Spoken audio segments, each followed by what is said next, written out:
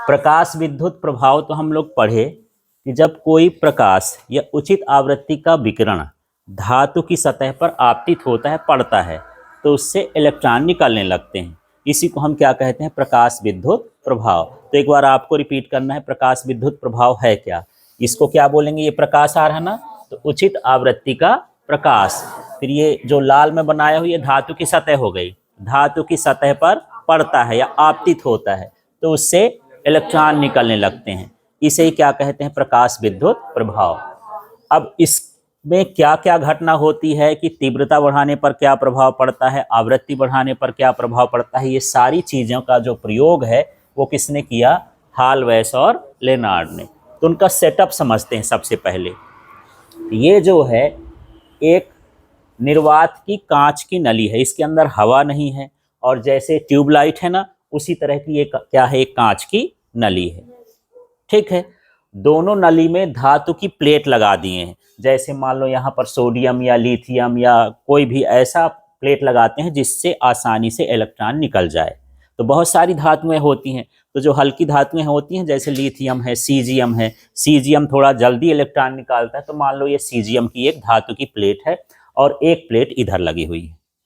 इसमें एक खिड़की लगाई गई, जैसे हम घर में खिड़की क्यों लगाते हैं? ताकि उससे प्रकाश आए और हवा आए। तो इसमें भी ऐसी खिड़की लगाई गई है जिससे इसके अंदर क्या घुस सके? प्रकाश घुस सके आसानी से। ठीक है, और एक सिरे की जो प्लेट है उसको ऋण से जोड़ा गया है, इसलिए हम इसको क्या बोलते हैं? कैथोड। सी का मतलब क्या है? कैथोड। और एक सिरे को हम किससे जोड़े हैं? धन से, तो उसको हम क्या बोलते हैं? एनोड। ठीक, और ये जो लगा हुआ है, ये जो तीर है, इसको बोलते हैं परिवर्ती प्रतिरोध। माने इसके प्रतिरोध का मान घटाएंगे बढ़ाएंगे तो धारा का मान भी घट बढ़ सकता है, तो इसका नाम क्या हो गया? परिवर्ती प्रतिरोध। जैसे आप पंखे में रेगुलेटर देखते हो ना, तो जब रेगुलेटर को धीमा तेज करते हो तो वो भी धीमा तेज होता है। तो धीमा तेज इसलिए होता है कि उसके अंदर क्या होता है? प्रतिरोध होता है। तो हम प्रतिरोध को घटा देते हैं या बढ़ा देते हैं तो उसके हिसाब से वो तेज धीमा होता है। यदि प्रतिरोध बढ़ा देंगे, धारा का मान कम हो जाएगा और कैसे चलेगा? धीरे चलेगा। तो इसका काम है परिवर्ती प्रतिरोध का, कि हम इसमें प्रतिरोध का मान क्या कर सकते हैं? घटा बढ़ा सकते हैं। अब देखो, अभी तक तो हम बैटरी ऐसे बनाते थे यार, बैटरी में तीर नहीं लगाते थे। बैटरी में तीर लगाने का मतलब है कि इसके वोल्टेज को भी घटाया बढ़ाया जा सकता है, इसके चिन्ह को भी इधर प्लस और उधर माइनस किया जा सकता है। तो एक इस तरह की बैटरी है, जब ये तीर लग जाए इसका मतलब परिवर्ती बैटरी है। ये कैसी बैटरी हो गई? परिवर्ती।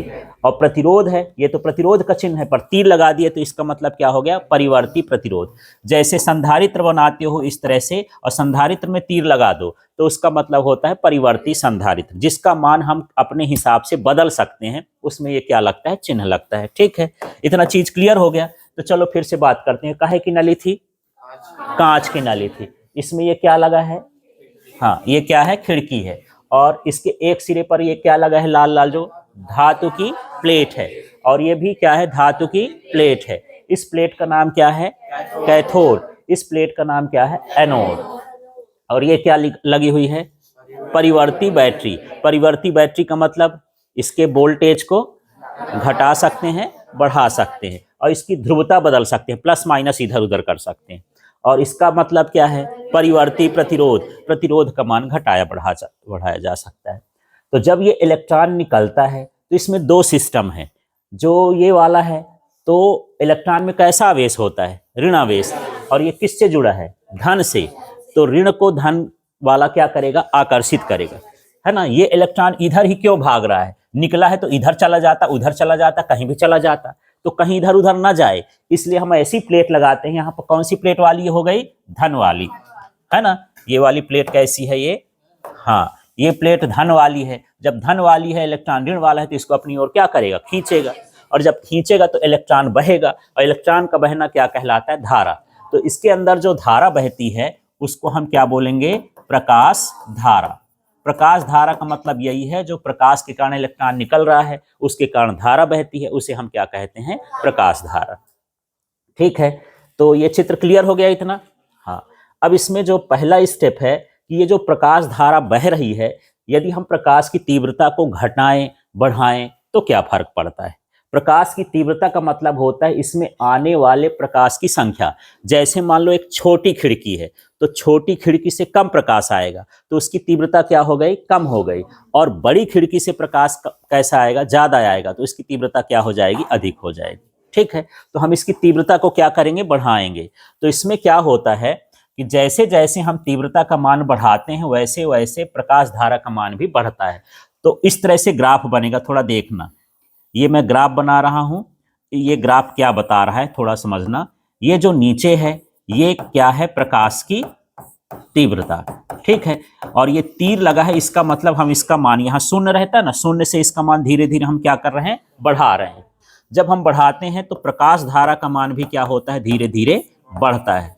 तो ये बढ़ेगा तो इसका ग्राफ ऐसे सरल रेखा प्राप्त होता है। ये बताता है, इसी को पढ़ देना है कि प्रकाश की तीव्रता बढ़ाने पर प्रकाश धारा का मान क्या होता है, बढ़ता है। ठीक है, सीधा सीधा यही समझ लो। तो अब परीक्षा में कैसे आ जाता है, ये पूछ दिया प्रकाश धारा और प्रकाश की तीव्रता के बीच ग्राफ खींचो। तो एक साइड प्रकाश की तीव्रता करना है, ये प्रकाश धारा करना है, बीच में एक लाइन खींच देना है, ये बताएगा कि प्रकाश धारा है। इसके बारे में लिख सकते हो, तो कैसे लिखोगे, प्रकाश की तीव्रता बढ़ाने पर प्रकाश धारा का मान बढ़ता है। ये ग्राफ देख के बता सकते हो कि ग्राफ यहां से 0 से चालू हुआ ना, और 0 से चालू हुआ आगे बढ़ रहा है, तो इसको बोलेंगे कि प्रकाश धारा का मान क्या हो रहा है, बढ़ रहा है। क्लियर हो गया इतना? ठीक, अब हम दूसरे हिस्से में चलते हैं इसके। तो यहां पर दूसरा पॉइंट में लेता हूं, जहां पर हम ये जानेंगे कि प्रकाश धारा पर आवृत्ति का क्या प्रभाव पड़ता है। प्रकाश धारा का या प्रकाश धारा पर प्रकाश की आवृत्ति का प्रभाव। तो इसको हम देखते हैं यार, थोड़ा सा समझना। यदि मैं थोड़ा पीछे फिर से चलता हूं तो इसमें देखना, अभी ये प्रकाश धारा तो बह रही है, अभी हम क्या बढ़ाए, प्रकाश की तीव्रता।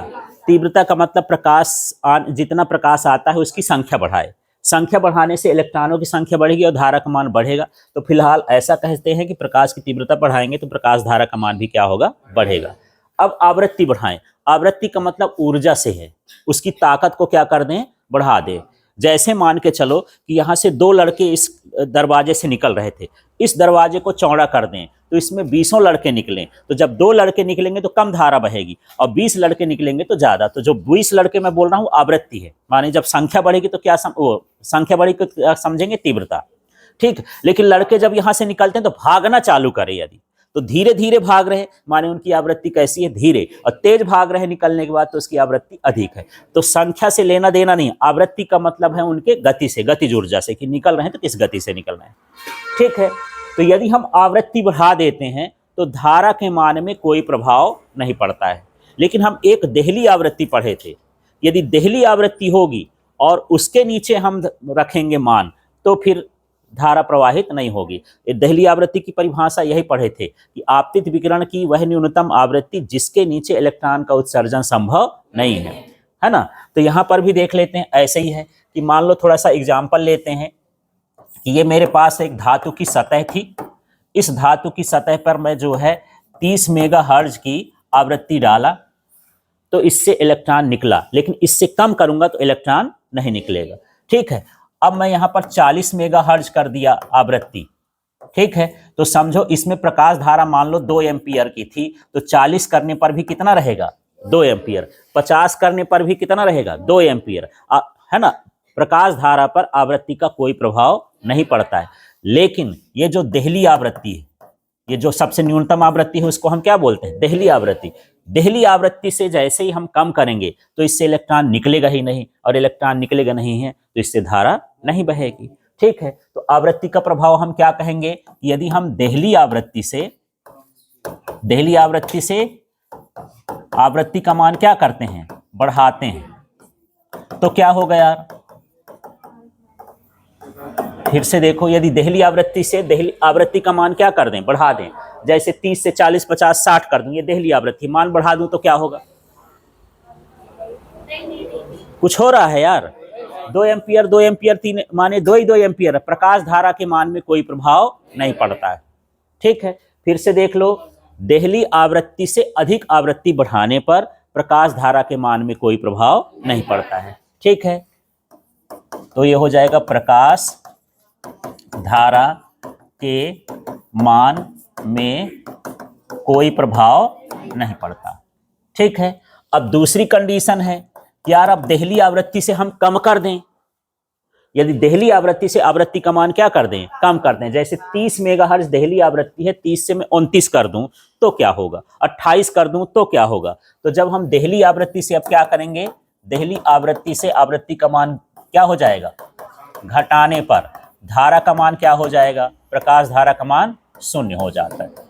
धारा बहेगी ही नहीं, शून्य हो जाएगा।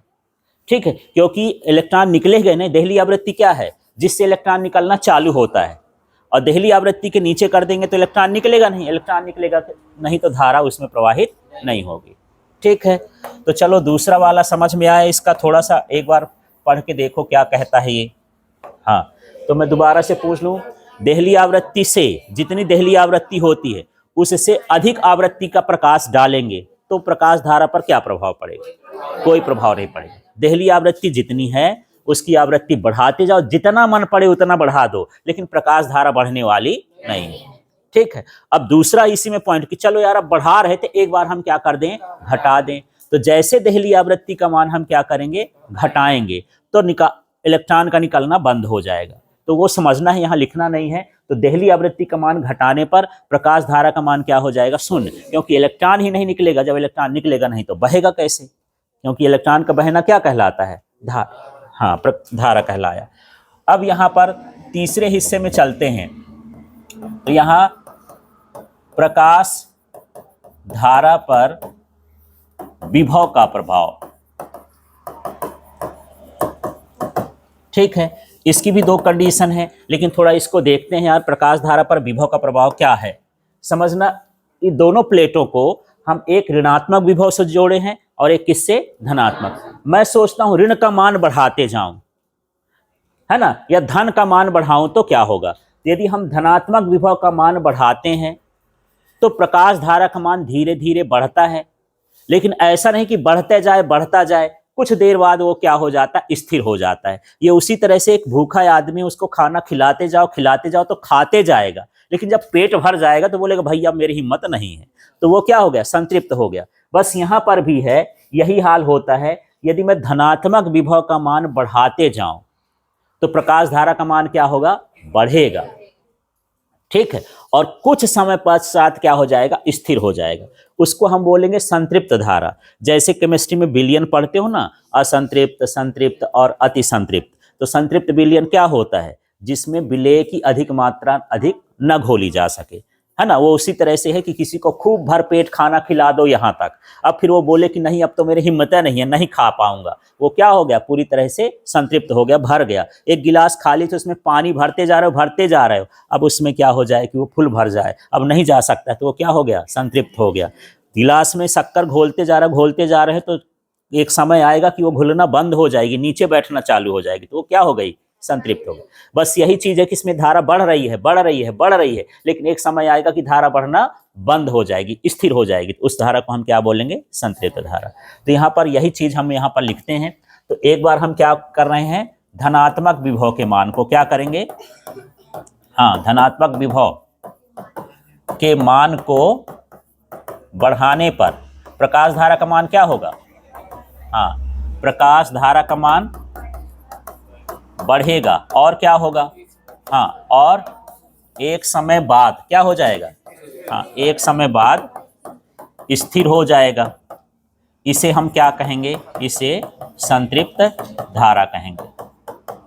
क्लियर हुआ, संतृप्त धारा क्या है, किसके विभव को बढ़ाओगे, धनात्मक। उसमें दो सिरे होते हैं, धनात्मक और ऋणात्मक। तो धन का मान बढ़ाना है, मान लो +5 वोल्ट रहा होगा तो +5, +6, +7, +8 ऐसे बढ़ाते जाते हैं। तो प्रकाश धारा का मान भी क्या होता जाता है, बढ़ता जाता है, और एक समय बाद स्थिर हो जाता है। उस धारा को हम क्या बोलेंगे, संतृप्त। संतृप्त का मतलब वो फिक्स हो गई है, इसके बाद उसके आगे नहीं बढ़ेगी।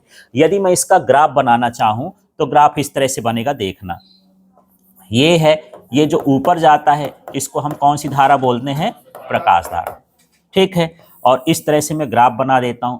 इस ग्राफ में दो भाग होते हैं, एक ये मैं इधर लिखा प्लस और एक लिख दिया माइनस। ये विभव को बताता है, किसको बताता है, विभव को। ठीक है, किसका विभव बढ़ा रहे हैं हम, प्लस का।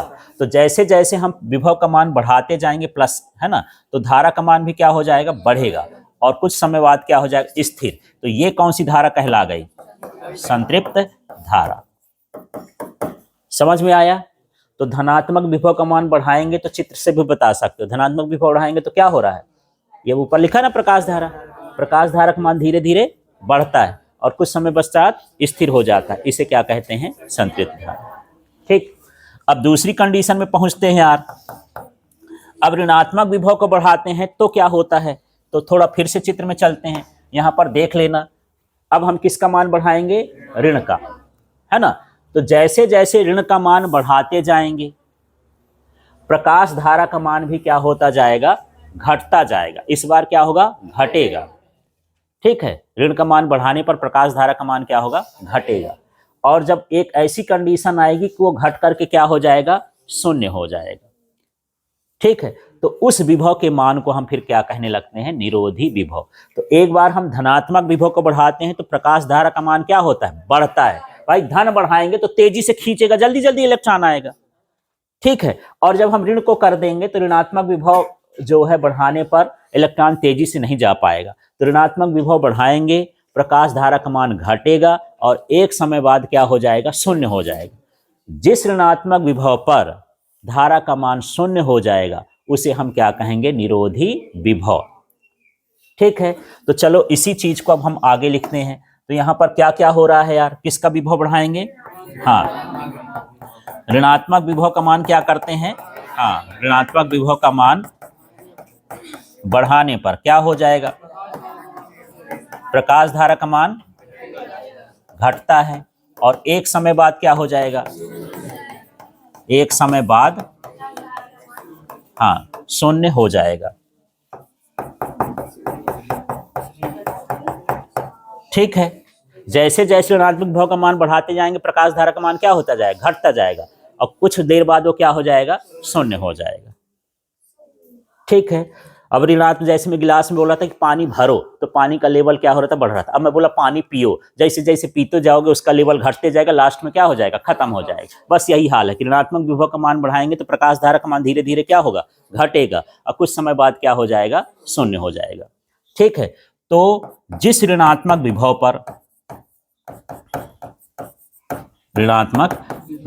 पर प्रकाश धारा का मान क्या हो जाता है, शून्य, प्रकाश धारा का मान शून्य हो जाता है,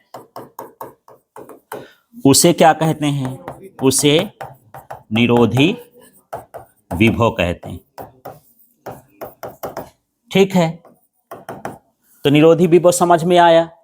तो प्रकाश धारा का मान क्या हो गया, शून्य हो गया, क्योंकि इलेक्ट्रॉन जो चल रहा था उसको क्या कर देता है, रोक देता है। तो मुझे बताना, जब नदियां और बांध का संबंध ऐसा होता है कि नदियों में पानी बहता बहता आता है तो नदी में कौन सी ऊर्जा होती है, गतिज ऊर्जा। फिर हम बांध बना लिए, पानी रुक गया, कौन सी ऊर्जा हो गई, स्थितिज ऊर्जा। माने गतिज ऊर्जा किस में बदल गई, स्थितिज ऊर्जा। ठीक है, अब यहां भी समझते हैं। जब इलेक्ट्रॉन चल रहा था तो प्रकाश धारा बह रही थी। ठीक, इलेक्ट्रॉन चलते चलते रुक गया तो कौन सी ऊर्जा किस में बदल गई, गतिज ऊर्जा, स्थितिज। प्रकाश धारा मतलब शून्य हो जाना माने इलेक्ट्रॉन रुक गया, इलेक्ट्रॉन का रुकना माने उसके स्थिर हो गया। तो स्थिर होने वाली चीज में क्या, कौन सी ऊर्जा होती है, स्थितिज ऊर्जा। तो यहां पर समझ सकते हो कि इस कंडीशन में क्या हो जाता है कि जो इलेक्ट्रॉन की गतिज ऊर्जा होती है वो किस में बदल जाती है, स्थितिज ऊर्जा में। निरोधी विभव की कंडीशन क्या है, जो इलेक्ट्रॉन चल रहा था उसके अंदर कौन सी ऊर्जा थी, गतिज ऊर्जा, वो धारा को बहा रहा था। इलेक्ट्रॉन रुक गया, प्रकाश धारा का मान शून्य हो गया, माने उसकी गतिज ऊर्जा किस में बदल गई, स्थितिज ऊर्जा में।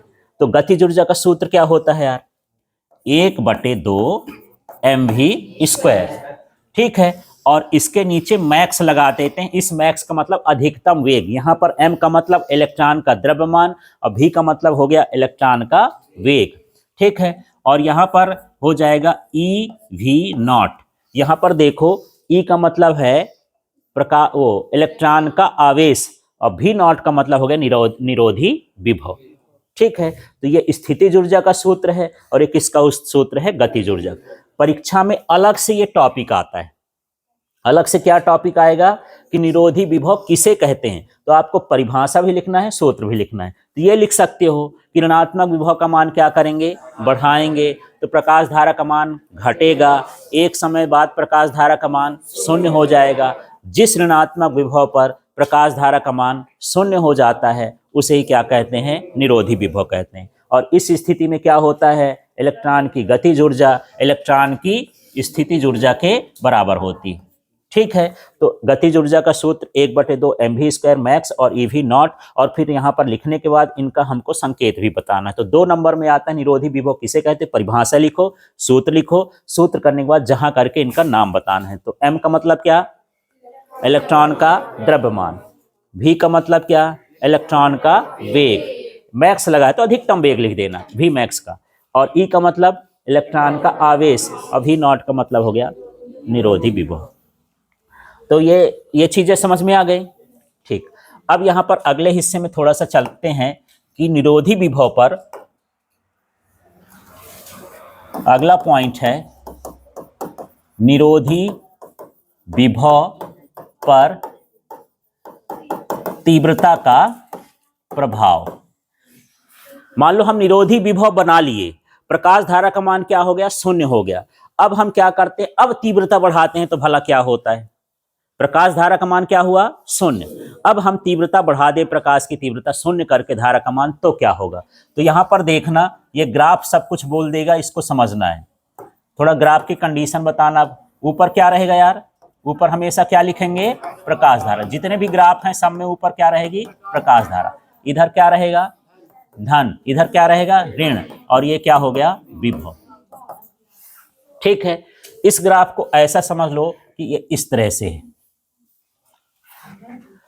ठीक, माने तीव्रता बढ़ा रहे हैं तो मान लो संतृप्त धारा ये हो गया, फिर यहीं से हम करते हैं संतृप्त धारा I2 हो गया, और इसी तरह से बढ़ता जाएगा। तो समझना, तीव्रता बढ़ाने पर प्रकाश धारा का मान बढ़ता है, लेकिन यहाँ पर जो ये ऋणात्मक विभव है ना, इसको भी नॉट लिखते हैं, निरोधी विभव को। निरोधी विभव पर कोई फर्क पड़ा, देखो इसकी तीव्रता थोड़ा कम है, इसकी तीव्रता थोड़ा ज्यादा है। कैसे जान लिए कि ग्राफ ऊंचा है तो उसकी तीव्रता क्या है, अधिक है। यदि मैं और तीव्रता बढ़ाऊं तो ये और ऐसे हो जाएगा, ये क्या हो जाएगा, I3, है ना। माने मैं तीव्रता बढ़ाते जा रहा हूं, प्रकाश धारा का मान बढ़ता जा रहा है, लेकिन निरोधी विभव पर कोई प्रभाव नहीं पड़ता है। ठीक है, तो यहां पर पूछा है कि निरोधी विभव पर तीव्रता का क्या प्रभाव पड़ता है, तो आपको बताना है कि तीव्रता बढ़ाने पर निरोधी विभव पर कोई प्रभाव नहीं पड़ता। सभी तीव्रताओं के लिए निरोधी विभव का मान कैसा होता है, एक जैसे होता है। ठीक है, अब अगली कंडीशन है कि यही निरोधी विभव पर आवृत्ति का प्रभाव हम देख लेते हैं। विभव पर आवृत्ति का प्रभाव, थोड़ा सा मैं ग्राफ बना देता हूं, इसको समझना फिर से इस ग्राफ को, और बताना कि इसमें क्या क्या होगा। ये क्या हो गया, प्लस, ये हो गया माइनस, इसके बीच में क्या लिख दूं, विभव। इधर जाएंगे तो धनात्मक विभव, इधर आएंगे तो क्या हो जाएगा, ऋणात्मक विभव। यहाँ पर कौन सी धारा, प्रकाश धारा। ठीक है, अब ग्राफ को थोड़ा पढ़ के बताना कि ये ग्राफ क्या कहता है। ये V01 कर देता हूँ, V02 कर देता हूँ, V03 कर देता हूँ। यहाँ आवृत्ति है, आवृत्ति का F1, F2, F3। आवृत्ति बढ़ा रहा हूं तो पहले ये बताओ धारा पर क्या प्रभाव पड़ रहा है, ये सारे मिल गए ना, एक ही जगह पर हैं, तो धारा पर कोई प्रभाव नहीं पड़ता है। विभव पर क्या प्रभाव पड़ता है, विभव बढ़ता है। आवृत्ति बढ़ाने पर निरोधी विभव का मान क्या हो रहा है, बढ़ रहा है। जैसे मान लो यहाँ -3 वोल्ट रहा होगा तो ये -4 हो गया, -5 हो गया, ऋणात्मक विभव का मान क्या हो रहा है, बढ़ रहा है।